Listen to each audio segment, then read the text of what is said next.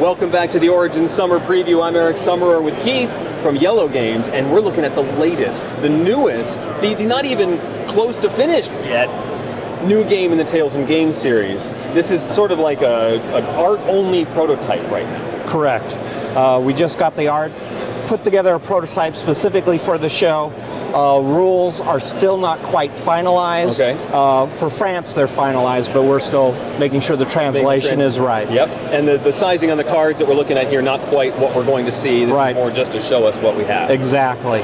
Little Red Riding Hood. Little Red Riding Hood, one of the most classic tales. So this is number 5 in our Tales and Games series. Okay. As usual, it comes with a little booklet so you can read the famous tale and then later play a game that is based on that storyline. So, as with all the Tales of Games, we like to do a 2 layers game. Yeah. So there's a simpler version and a more advanced version. Okay. Advanced version spins off of the simpler one, so a good way for kids to grow up with their game mechanics. And so for this one, you're really just looking to beat the wolf to grandmother's house. We put 4 tiles out here.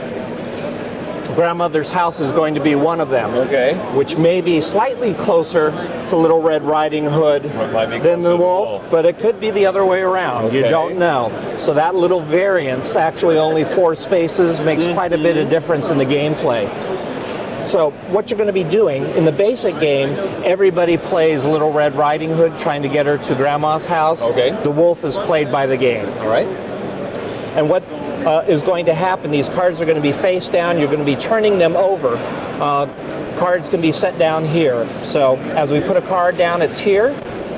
A new card comes out, and depending on the number, it could be put into play or not. So if the number is greater than the number of cards, it gets put into play. So 3 is greater than the first card out. The little daisies do have an importance. Those will be put out. Those are things we're gathering as we're going along the trail. Okay. So the next one comes out. In this case, it wasn't big enough. It goes over here.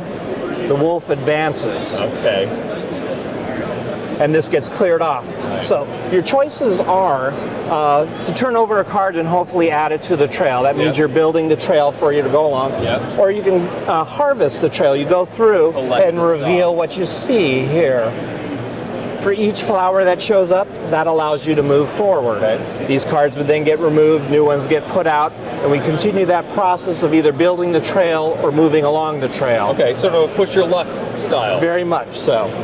And we work along. There is a path here where you can take a shortcut, but you got to risk the wolf catching up with you. The wolf, So if you end up on the same space with the wolf, you get eaten. So not probably the nicest way to go. Don't want that. You get little bonuses in here. You've got the butter pot and the pie, which give you an advanced movement.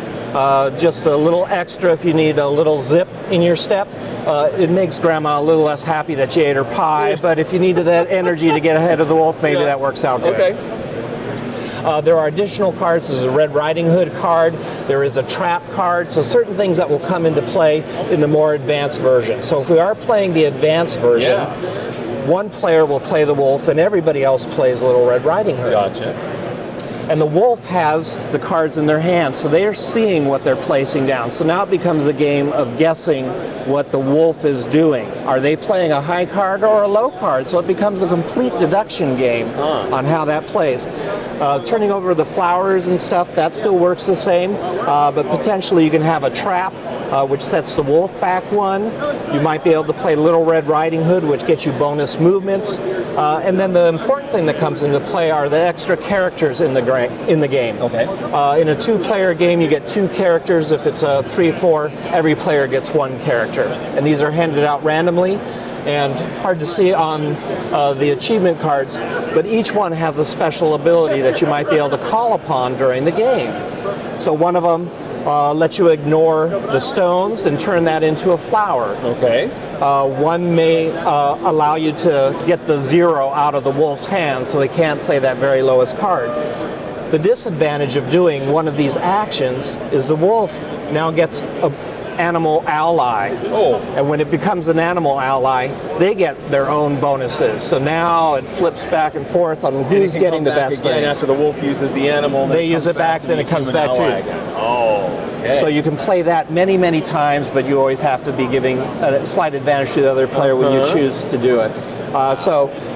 Amazingly close each time you play, and so those few spaces at the end really come into play. It's a very tight and tense game for something so simple and basic. Well, I know my kids are going to be all over this. When can I tell them to expect this in stores? This one will likely be a September release, so we won't make Gen Con, but France is pushing to have it out before Essen, so it should probably make it maybe as much as a month before Essen. Excellent. Little Red Riding Hood, the latest in the Tales and Games series. Keith, thank you very much for spending some time with us. Thank you Eric. for watching. Thank you. Thanks so much for watching the Dice Tower videos. Find more great videos and reviews, as well as our top-rated audio podcast at Dicetower.com.